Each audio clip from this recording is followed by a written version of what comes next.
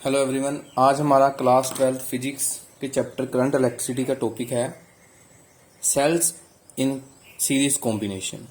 देखो, जैसे हम रजिस्टर्स जो हैं वो कॉम्बिनेशन में लगाते थे सीरीज और पैरेलल, ऐसे ही हमने कॉम्बिनेशन ऑफ सेल्स पढ़ने हैं और दो कॉम्बिनेशन हम पढ़ेंगे, सीरीज कॉम्बिनेशन और पैरेलल कॉम्बिनेशन। हमारे पास एक सेल है, ठीक है। हमने नंबर ऑफ सेल्स को क्या करना है, सीरीज में लगाना है। सबसे पहले तो कैसे हम सीरीज में कनेक्ट करेंगे वो देखें। Cells are connected in series when they are joined end to end so that same quantity of electric current must flow through each cell. कहते जब आप सेल्स को एक एंड से ज्वाइन कर कर दूसरे एंड की तरफ जोड़ते हो सर्किट में, तो ऐसे जोड़ना कि सेम क्वांटिटी का जो करंट है वो सभी सेल्स में से फ्लो करे। ये हमने सभी सेल्स जो है वो सीरीज में जोड़ दिए, ठीक है। ये सेल की ईएमएफ ई और इंटरनल रेजिस्टेंस है आर, ऐसे दूसरे सेल की, ऐसे तीसरी, अप टू जितने भी हम लगाएंगे, ठीक है।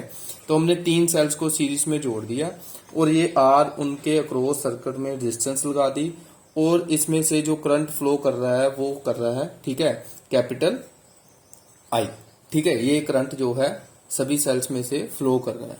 तो अब इसमें पहला पॉइंट क्या है, सबसे पहला पॉइंट क्या है, the EMF of a battery is the sum of the individual EMF. कहते जो बैटरी का ईएमएफ है वो सभी सेल्स के इंडिविजुअल ईएमएफ का सम है, ठीक है। फर्स्ट पॉइंट तो ये है हमारे पास। सेकंड पॉइंट क्या है, total internal resistance of battery is the sum of individual internal resistance. जो टोटल इंटरनल रेजिस्टेंस है बैटरी का वो इंडिविजुअल सेल्स का, ठीक है, इंडिविजुअल सेल्स में जितनी रेजिस्टेंसेस है इंटरनल रेजिस्टेंस उनका सम होगा। पहले ईएमएफ जो टोटल है, जितनी इंडिविजुअल सेल की ईएमएफ होगी उसका सम, फिर इंटरनल रेजिस्टेंस का जितनी टोटल नंबर ऑफ रेजिस्टेंसेस बनेगी इंटरनल रेजिस्टेंसेस उनका सम जो है हमें टोटल इंटरनल रेजिस्टेंस जो है वो बताएगा, ठीक है।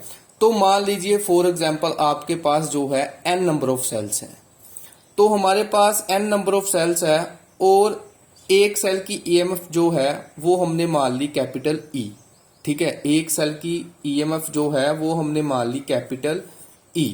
तो हमारे पास है n नंबर ऑफ सेल्स, तो इसका मतलब टोटल ईएमएफ बैटरी कितना आएगा, n नंबर ऑफ सेल को, n को अगर आप E से मल्टीप्लाई करवाएंगे एक ईएमएफ से तो आपके पास टोटल ईएमएफ आएगी, जैसे ये हमने यहाँ पर लिखी है NE, ठीक है। ये हमारे पास आई टोटल ईएमएफ ऑफ बैटरी, ठीक है। टोटल ईएमएफ जो बैटरी की टोटल ईएमएफ होगी नंबर ऑफ सेल्स को और ए की ईएमएफ को आप मल्टीप्लाई करेंगे तो टोटल आएगी। ऐसे ही अगर आपने total internal resistance of battery निकालनी है तो वो आपके पास आएगी NR, ठीक है।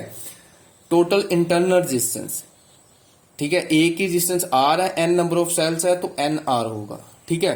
तो इसमें एक बात और ध्यान रखने वाली बात है, जो इंटरनल रेजिस्टेंस है, फॉर एग्जांपल मान लो आपके पास नंबर ऑफ सेल्स है, फर्स्ट की रेजिस्टेंस R1 है, R2 है और R3 up to n number of cells है, ठीक है। ए की रेजिस्टेंस जो है R है, तो आप इनको सीरीज में ऐसे ऐड करके NR लिख देंगे, मीन्स की सभी की जो नेट रेजिस्टेंस जो है वो R है, लेकिन n नंबर ऑफ सेल्स है इसलिए n से मल्टीप्लाई कराया तो NR आएगा, ठीक है। ये सीरीज में आप रेजिस्टेंसेस को ऐसे ऐड कर लिखते हो, ठीक है, सम लिखते हो रेजिस्टेंसेस का, ठीक है। ये सीरीज कॉम्बिनेशन में सीधा सम करते हो और सभी की रेजिस्टेंस मैंने मान ली R, सभी इंटरनल रेजिस्टेंस को मैंने मान लिया R और n नंबर ऑफ सेल्स को n को मल्टीप्लाई करवाया, जे आया हमारे पास NR, ठीक है। तो अब आप देखें, अब सर्किट की टोटल रेजिस्टेंस अगर आप देखते हो तो आपको internal resistance plus external resistance जो है सर्किट की वो ऐड करनी पड़ेगी। मैंने NR प्लस R कर दिया, ठीक है। अब यहां से अगर आप करंट निकालते हो, करंट I, करंट का फार्मूला क्या होता है, ईएमएफ ओवर रेजिस्टेंस या पोटेंशियल ओवर रेजिस्टेंस। तो यहां पर हम पोटेंशियल जो ईएमएफ वाली लेंगे सेल में, तो टोटल पोटेंशियल क्या है, ईएमएफ क्या है टोटल NE, ऊपर आएगा NE, ठीक है, नीचे रेजिस्टेंस, तो रेजिस्टेंस टोटल कितनी है NR प्लस R। तो इस फॉर्मूले से हम ऐसे जो सर्किट में करंट होगा सीरीज कॉम्बिनेशन में जब सेल्स होंगे तो इस फॉर्मूले से आप करंट जो है वो कैलकुलेट करेंगे, ठीक है। तो इसमें स्पेशल केस है दो, अगर जो आपकी एक्सटर्नल रेजिस्टेंस है वो कम होगी इंटरनल से, लेस देन होगी इंटरनल से, तो R जो है वो निगलेक्ट कर देंगे हम और n से n कैंसिल, ये वाला स्मॉल n से स्मॉल n कैंसिल, और I किसके इक्वल होगा, E ओवर R के, ठीक है, EMF ओवर इंटरनल रेजिस्टेंस के। अगर आपका R जो है वो ग्रेटर देन है NR से, तो NR कैंसिल हो जाएगा, तो आपका जो करंट होगा वो NE ओवर R होगा, ठीक है।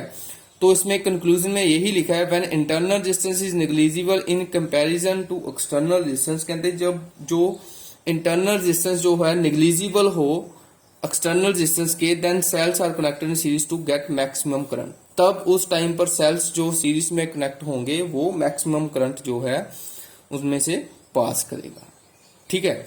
अब ऐसा ही कॉम्बिनेशन जो है वो पैरेलल कॉम्बिनेशन है हमारे पास, cells in parallel combination. Parallel में हमने क्या किया, सेल्स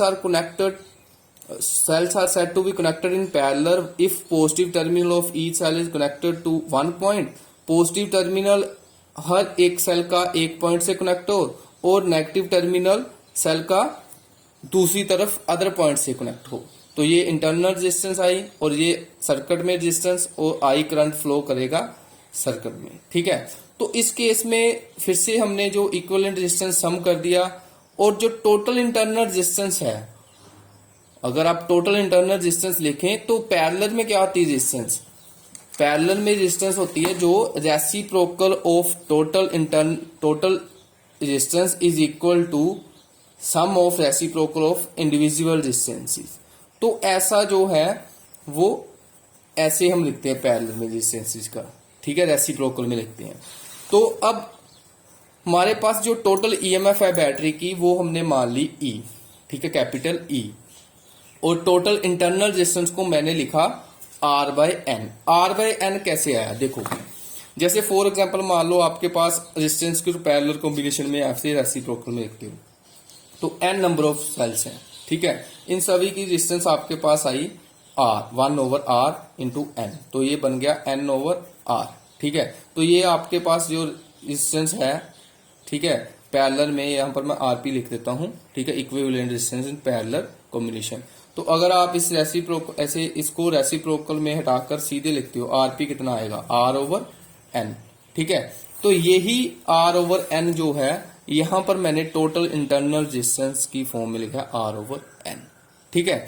अब टोटल रेजिस्टेंस ऑफ सर्किट की आप लिखेंगे R ओवर N में आप सर्किट में जितनी रेजिस्टेंस है उसको ऐड कर देंगे, कैपिटल R, ठीक है। फिर से करंट का formula potential over resistance, potential कितनी हम लेंगे, ये फॉर्मूला कैसे बनेगा, E over R over N plus R, ये मैंने यहां पर लिया एलसीएम, ठीक है। एलसीएम जब आप लेंगे ये आएगा E over R plus N R, और नीचे जो N है वो ऊपर चला जाएगा, जब वो ऊपर चलाएगा तो ऊपर आएगा NE over R plus N R, तो यही फॉर्मूला बना, ठीक है, NR capital R over R, ठीक है, ये कैपिटल R है, कैपिटल R प्लस R। तो फिर से इस फॉर्मूले से आप करंट कैलकुलेट करेंगे पैरेलल कॉम्बिनेशन में, और स्पेशल केस फिर से सेम है, अगर R लेस देन है तो R नेग्लेक्ट कर देंगे, NE ओवर R आएगा, और अगर R ग्रेटर देन है तो आप जो है वो इंटरनल रेजिस्टेंस वाले R को नेग्लेक्ट कर देंगे, और N से N कैंसिल, करंट कितना आएगा, E ओवर R। तो इस केस में कंक्लूजन क्या निकला, कहते जब when external resistance is negligible, when external resistance is negligible in comparison to internal resistance, then cells are connected in parallel to get maximum, तब जो सेल है वो जब पैरेलल में कनेक्ट होंगे मैक्सिमम करंट तब अटेन करेंगे जब जो है एक्सटर्नल रेजिस्टेंस जो है वो निग्लिजिबल हो इन कंपैरिजन टू इंटरनल।